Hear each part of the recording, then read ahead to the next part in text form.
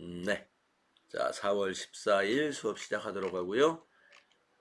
이번 1교시는 340페이지에 유형별 연습 문제 투자자산 문제 풀이부터 시작하도록 하겠습니다.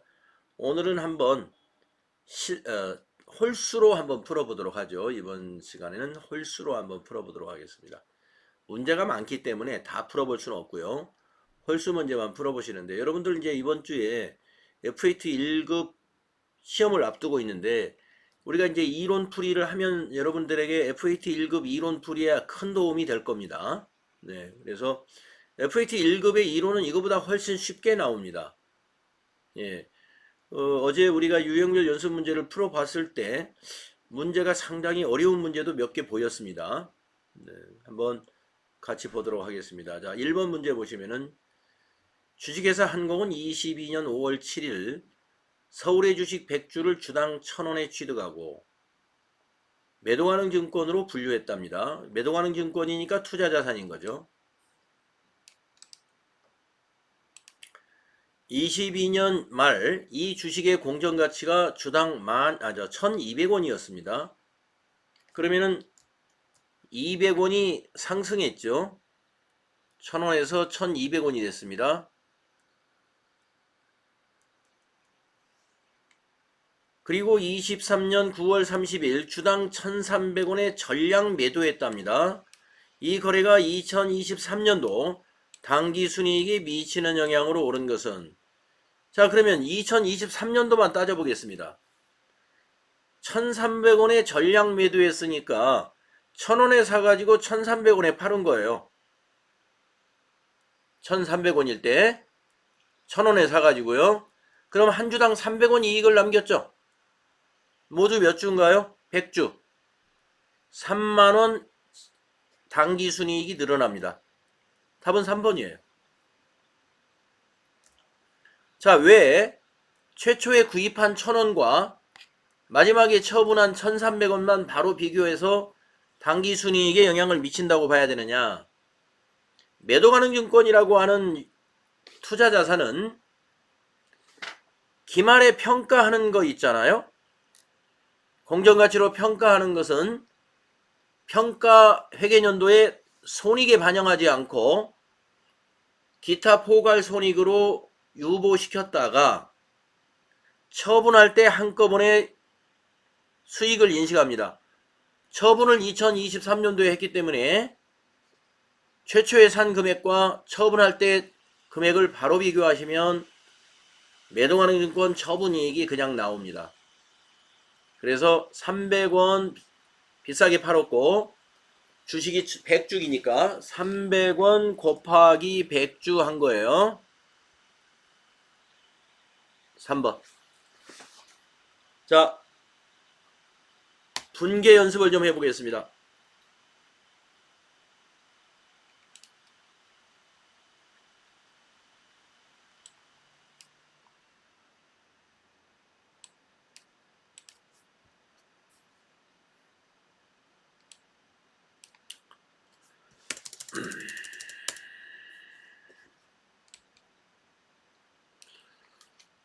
(22년) 말 평가시 분계를 한번 해보죠.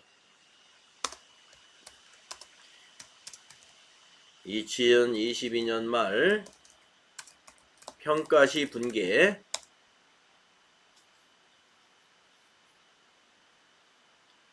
차변에, 자, 어떻게 평가했습니까? 주당 1,200원으로 평가했죠. 1,000원에 산 것을 200원씩 100주입니다.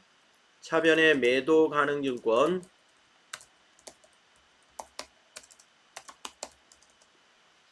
2만원이죠. 200원씩 100주. 대변에 매도 가능 증권 평가 이익입니다. 잠깐만요. 보건소 전화가 온 것 같은데요. 네.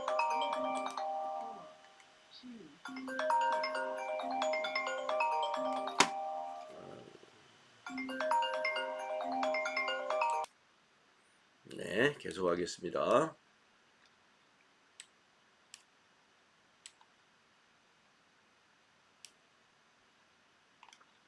이거 밑에 놓고 해야 되겠네.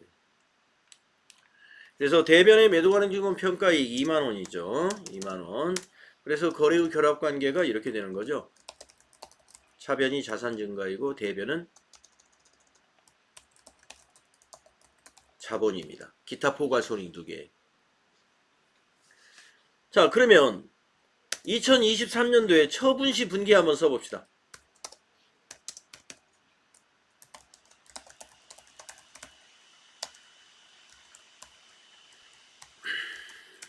자, 현금으로 팔았나요? 네, 현금. 1,300원에 전량 팔았습니다. 현금이 얼마 들어요? 1,300원 곱하기 100주. 13만원의 현금이 들어오네요. 대변에 매도 가능 증권을 갖다 팔았죠? 매도 가능 증권 얼마로 기록되어 있어요? 예, 2만원 증가시켰고 처음에 살 때 1,000원에 샀잖아요. 200원 증가시켰죠. 예, 1,000원에 사가지고 1,200원으로 증가시켰으니까 100주니까 12만원짜리예요. 장부에 지금 12만원이 기록된 겁니다. 매도 가능 증권이.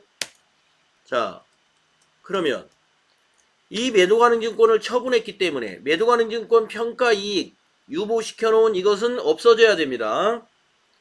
그래서 매도 가능 증권 평가 이익이 차변에 옵니다. 자본을 감소시키는 거예요. 해당 매도 가능 증권을 처분하면 감소시켜야 됩니다. 아유, 땡길까요 그냥? 자, 그러면 차변이 15만원이죠. 대변이 12만원. 그것이 매도 가능 증권 처분 이익입니다. 차이가. 그래서 2만원이 돼야 되겠다. 아니, 3만원. 3만원이 돼야 되겠다. 그러면 차변합계, 대변합계 똑같죠?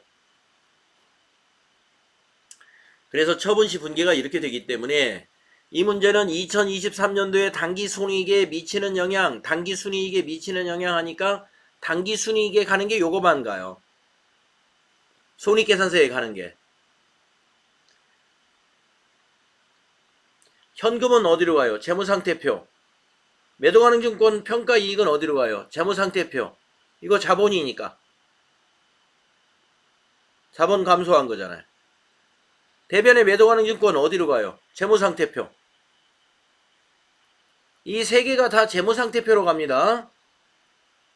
그런데 이 매도가능증권 처분 손익은 뭐예요? 영업의 수익이죠. 영업의 수익이니까 이게 손익계산서로 가잖아요. 그래서 손익계산서로 가는 것만 가지고 따지면 돼요. 당기순이익에 3만원 같다 이런 얘기.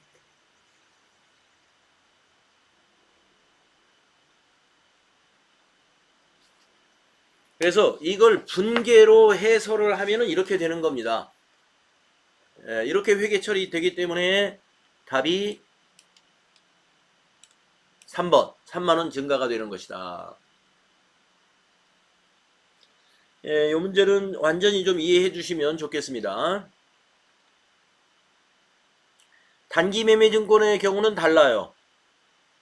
이게 만약에요 단기매매증권이었다면은 요 1200원 할 때 200원이 단기의 이익에 반영이 됐습니다. 2022년도에. 그러면은 2023년도 단기순이익에는요 1200원짜리를 1300원에 파는 걸로 계산해야 돼요. 그러면 단기순이익이 만원만 증가합니다. 만약에 이게 단기매매증권이었다면. 왜냐면 단기매매증권은 단기매매증권 평가이익이 자본이 아니고 바로 손익계산서로 가버리거든요. 그러니까 2023년도에는 이때 2만원 이익으로 정리했기 때문에 이때 처분이익은 만원만 봐야 돼요. 만원만. 이건 없어지는 거고 필요가 없는 거고. 네. 자, 그래서 단기매매증권의 경우하고 매도가능증권의 경우가 다르다 하는 거 여러분 알고 계시고요. 다음에 3번으로 한번 넘어가 보겠습니다. 다음 자료에 의해서 주식회사 한공의 매도가능 증권 분류 손익을 처분 손익을 계산한 금액의 회계 처리로 옳은 것은 어떤 건가요? 복잡해. 자, 8월 10일 날 500주를 한 주당 7,000원에 취득했습니다. 12월 31일 매도가능 증권을 한 주당 공정가치 9,000원으로 평가했습니다. 뭐를 구하라는 거죠?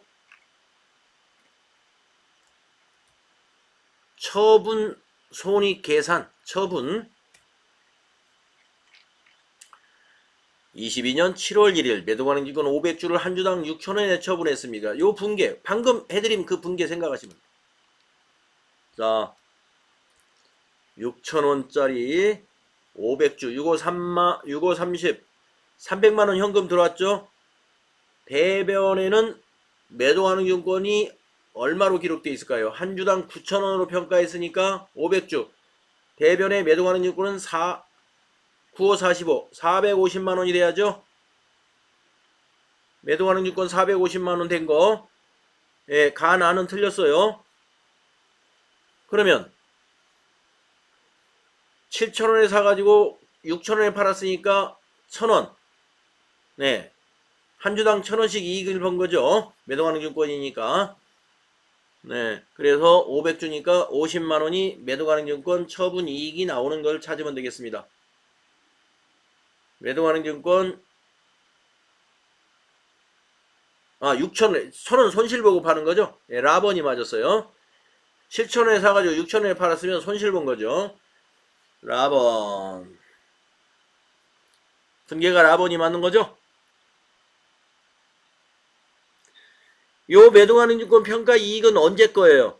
요때. 결산 때 1,000원, 2,000원 올랐던 거. 그것이 없어지는 거예요. 매도가능 증권 평가 이익이.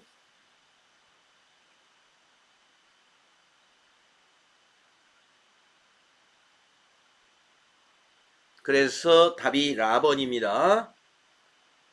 이 처분시 분계는 이렇게 돼야 돼요. 조금 전에 풀이했으니까 그거하고 똑같은 문제라고 보시면 되겠습니다.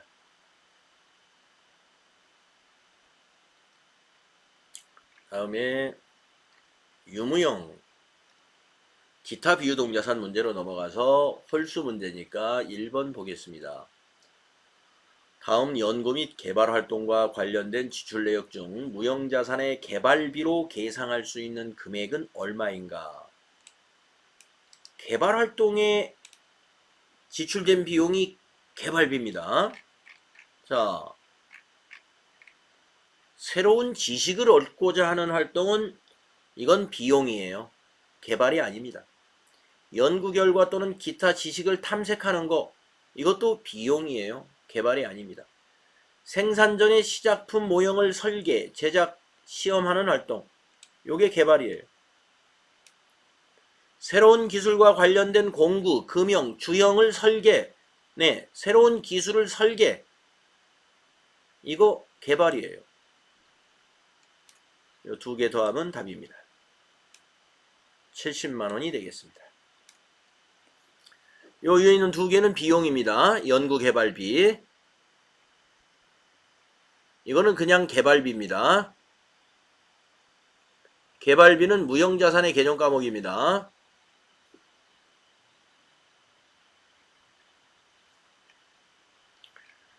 자, 3번 문제로 가보겠습니다.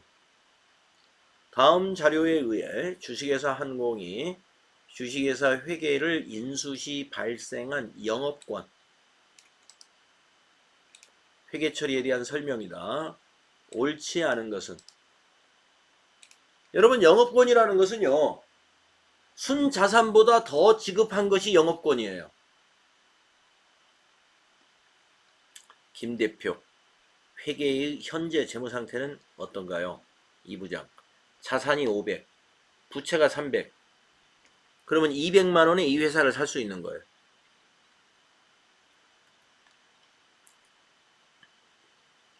(200만원에) 사면은 개발비는 없는 겁니다. 자, 김 대표가 250만 원을 지급하고 회계를 인수하도록 하세요. 50만 원 더 주는 겁니다. 이 50만 원이 개발비인 거예요. 아니, 죄송합니다. 영업권. 자, 1번. 영업권은 정액법으로 상각하여야 한다. 네. 반드시 그런 건 아닌데, 우리가, 무형자산은 정액법을 보통 많이 씁니다. 2번. 발생한 영업권은 50만 원이다. 맞죠? 50만 원 맞습니다. 3번. 영업권의 내용 연수는 5년을 초과할 수 없다. 요거 틀렸네요. 여러분, 무형자산의 내용 연수는 20년을 초과할 수 없다. 예, 20년입니다. 반드시 그런 건 아니고 그것도 원칙적으로 그러고요. 다른 법률에서 정해진 것은 예외입니다. 예, 무형자산은 20년을 초과할 수 없다. 그래서 3번이 틀렸고요. 4번. 인수 시 발생한 영업권은 외부로부터 창출된 영업권이므로 무형자산으로 처리한다. 맞습니다. 인수 합병 시 영업권이 외부에서 창출한 영업권이에요. 그래서 무형자산으로 처리할 수 있습니다. 그 다음에 5번 문제 보겠습니다. 주식회사 한공은 2018년 1월 1일에 10만원의 저작권을 구입했으며 해당 자산의 내용 연수는 10년, 잔존가치는 없는 것으로 추정했습니다. 22년 1월 1일 저작권의 미래의 경제 효익을 증가시키는 자본적 지출 6천원이 발생하였다. 2022년 저작권 상각액은 얼마인가? 자본적 지출로 인하여 내용 연수는 연장되지 않는다.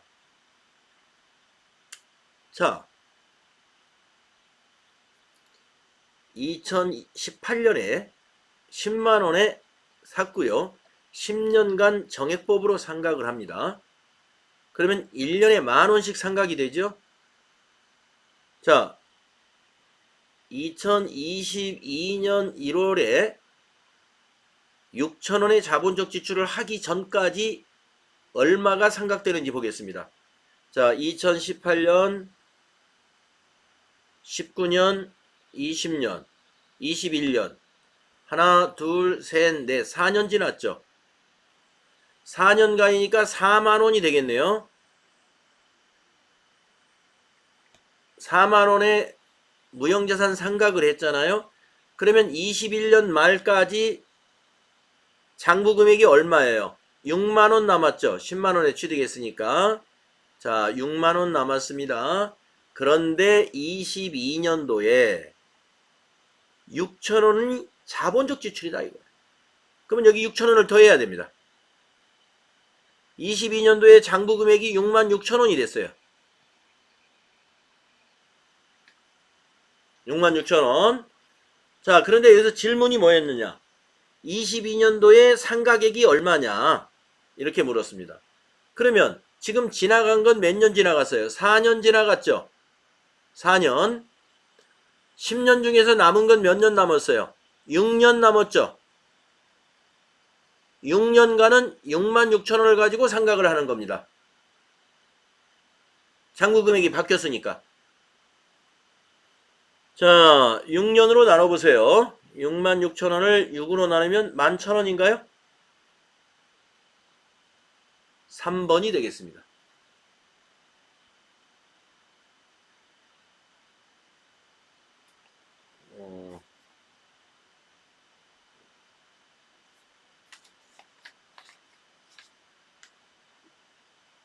계산하는 거 아시겠어요?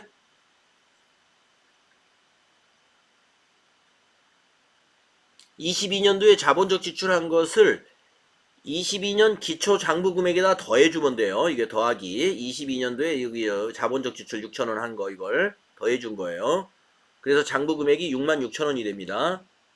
4년간 상각한 거 빼고 나머지 6년은 이 6만 6천원을 가지고 6년간 상각하니까 22년도에 상각액은 11,000원이 되는 거다. 23년도도 11,000원. 이렇게 됩니다. 다음에 7번 문제 가보겠습니다. 다음 중 무형자산의 취득 원가에 대한 설명으로 옳지 않은 것은 무형자산의 구입가격과 취득 관련 세금은 취득 원가로 인식 가능하다. 맞습니다. 취득 관련 세금, 취득세를 말하는 거죠. 네, 취득 원가로 봅니다. 다음 2번. 무형자산의 취득과 관련된 매입 할인은 취득 원가에서 차감한다. 네, 매입 할인 취득 원가에서 빼야죠. 다음 3번. 무형자산에 대한 지출로서 과거 회계연도의 재무제표나 중간재무제표에서 비용으로 인식한 지출도 그 후의 기간의 무형자산의 취득원가로 인식할 수가 있다. 비용으로 지출한 것도 틀렸네요. 예. 우리가 비용으로 지출한 거 취득원가로 인식할 수 없습니다. 그래서 요거는 잘못됐다. 답이 3번이네.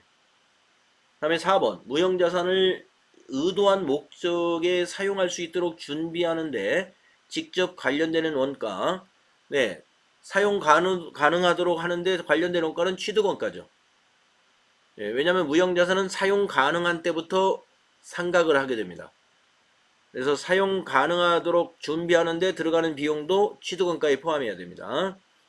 네, 그래서 무형자산 취득원가에 대해서 잘 설명한 건 이거 3개가 맞았고요. 3번 틀렸습니다.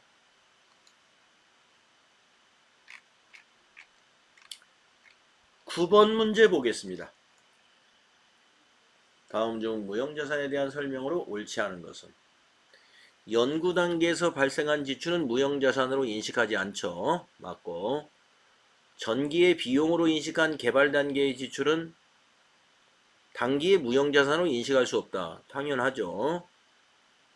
3번 무형자산의 잔존가치는 없는 것을 원칙으로 한다. 맞죠? 4번 무형자산은 경제적 효익이 소비되는 형태를 반영하여 합리적인 방법으로 생각하며 합리적인 상각 방법을 정할 수 없는 경우에는 틀렸죠? 4번 정할 수 없는 경우에는 정률법이 아니라 정액법이죠? 정액법으로 생각한다. 4번이 옳지 않습니다.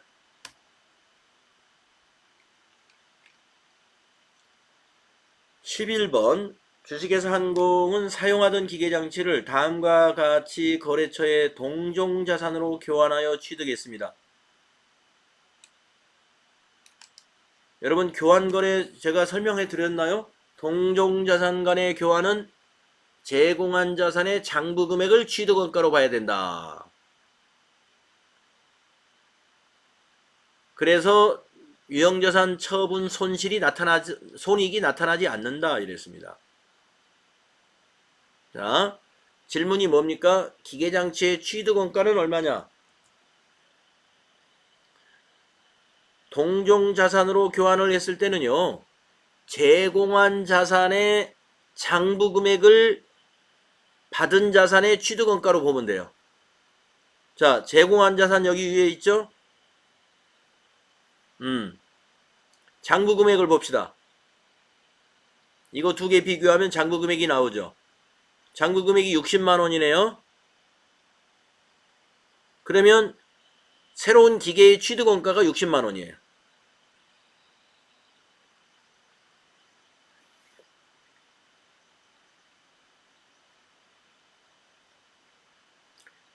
제공받은 기계의 취득원가가 60만원이다.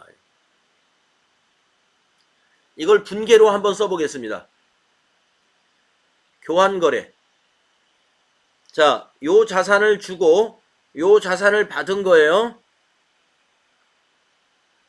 이거는 제공한 거고 이거는 취득한 겁니다. 교환 바꾼 거예요. 바꾼 거. 자, 회계 처리 이렇게 해야 돼요.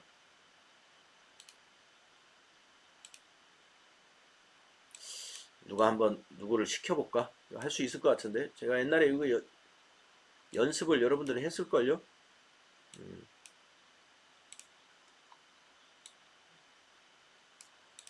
자,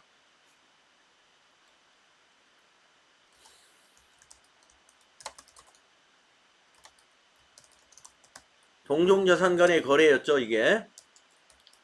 자, 차변에 제공받은 그 기계장치입니다. 기계장치를 제공한 자산의 장부금액으로 인식하라고 그랬어요. 자, 제공한 기계장치의 장부금액은 취득원가 빼기 감가상각 누계 60만원이죠.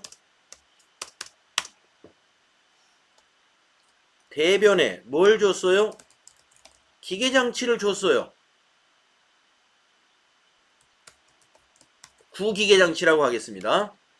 요거는 새로 받은 거니까 신이라고 해보고 헷갈리니까. 자, 기계장치를 갖다 줬는데 처분한 것처럼 회계 처리해야죠. 취득원가 300만원. 그러면 감루도 없어져야 되죠. 감루도. 그래서 차변에 와서 감가상각 누계 없어져야 되죠. 240만원. 이렇게. 자, 보세요.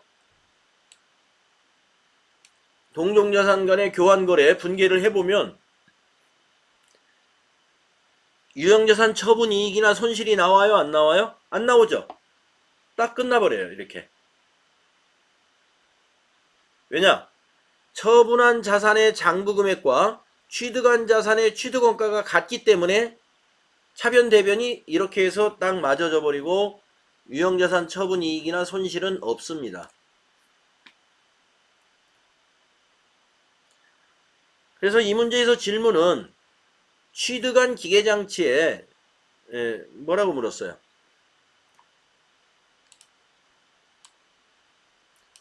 기계장치에 새로운 기계장치의 취득 원가를 물어봤죠.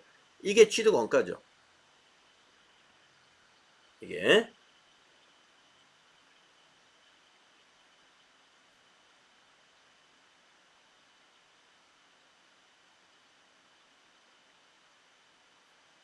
자, 그러면 문제를 하나 내겠습니다. 이것이 동종자산이니까 이게 답은 60만원이 맞아요. 그리고 분계는 이렇게 됩니다. 그러면 이 똑같은 이 내용인데 이것을 2종이라고 한번 바꿔보세요. 2종. 아이고.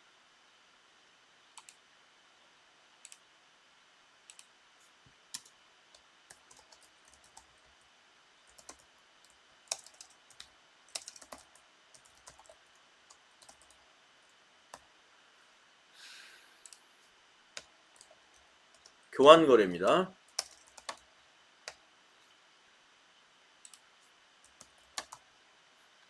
자, 어떻게 달라질까요? 조성희 씨가 한번 해보세요. 조성희 씨가 한번 해보세요. 차변의 기계장치가 얼마일까요? 신규 기계장치가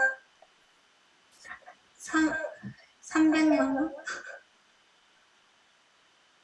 자, 힌트. 아까 동종자산 간의 교환거래는 제공한 자산의 장부금액을 취득원가로 본다 그랬죠. 그러면 이종자산 간의 교환거래는 제공한 자산의 공정가치를 취득원가로 봅니다. 공정가치를? 50만원. 그렇죠. 자, 계속 분계. 대변의 기계장치 9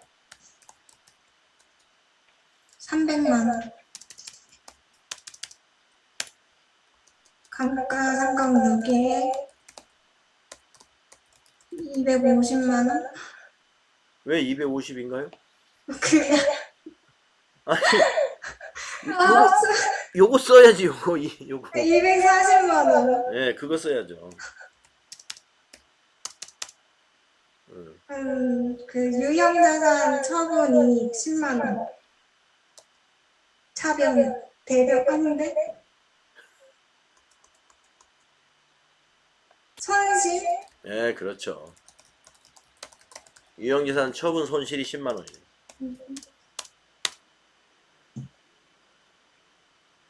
만약에 이 거래가요, 이종 자산 간의 교환 거래다라고 하면은 이런 분계가 돼야 됩니다.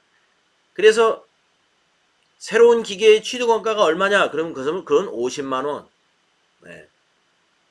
아까 동종 자산에서는 새로운 기계의 취득원가가 얼마냐? 60만 원. 그리고 이종 자산 간의 교환 거래에서는 유형자산 처분 손실이나 이익이 발생해요. 공정가치로 보기 때문에.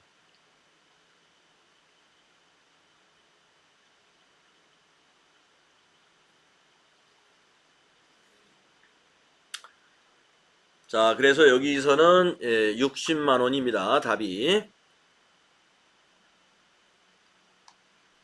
자, 이제 메모 다 하셨죠?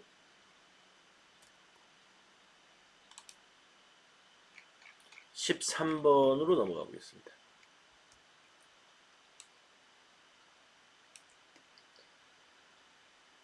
유형자산의 자본적 지출에 해당하는 것을 골라라.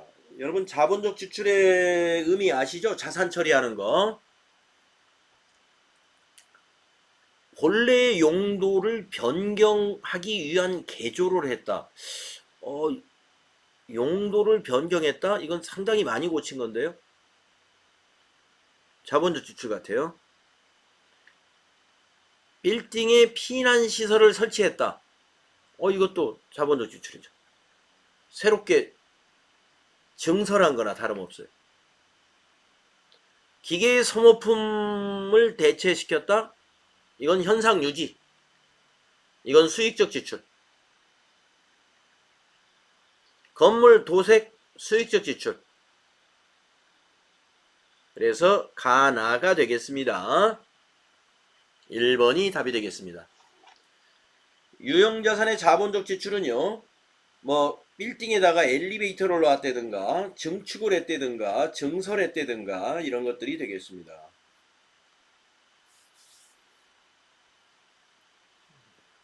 1번이 되겠네요. 15번으로 가보겠습니다.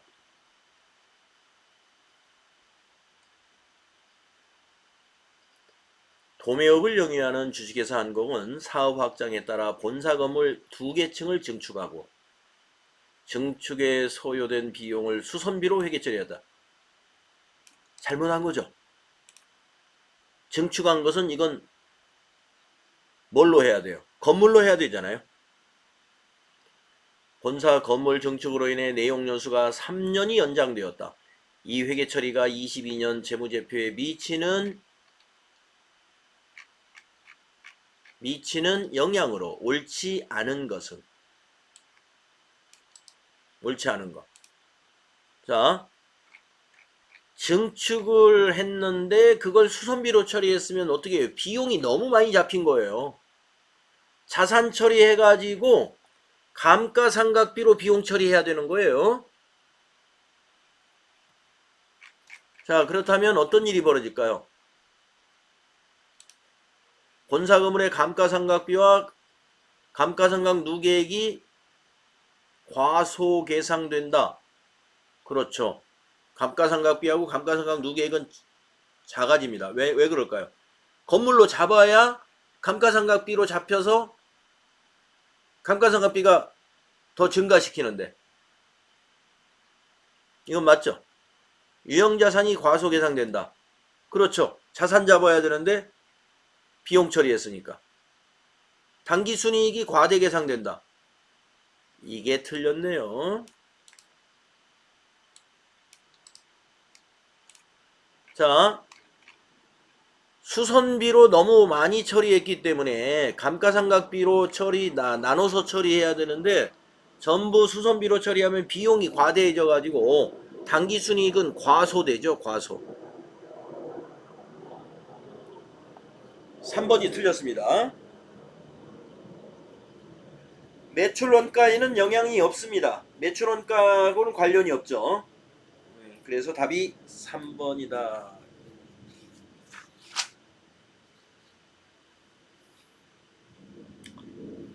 자, 17번 가보겠습니다.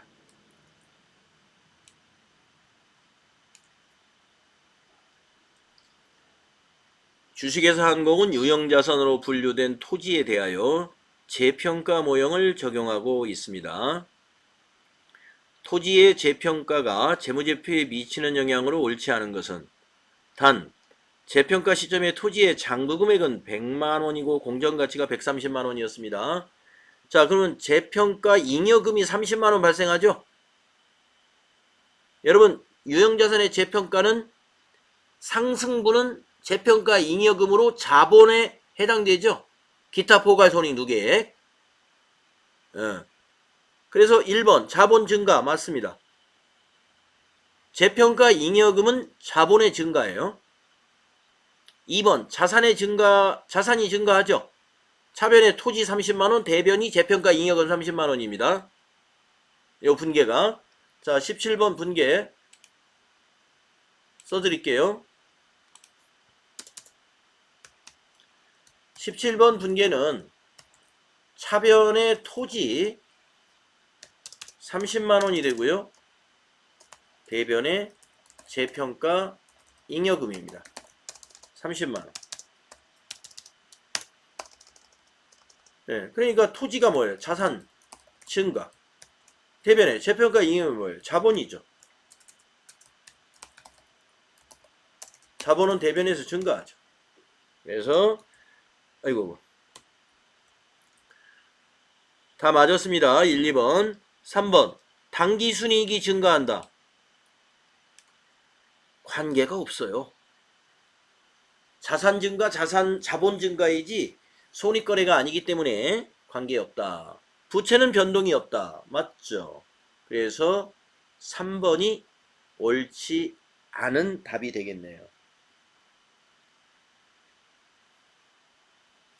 자, 그러면요, 이 시간에는 여기까지 우리 풀이하도록 하고요. 또 쉬었다 해야 되겠죠?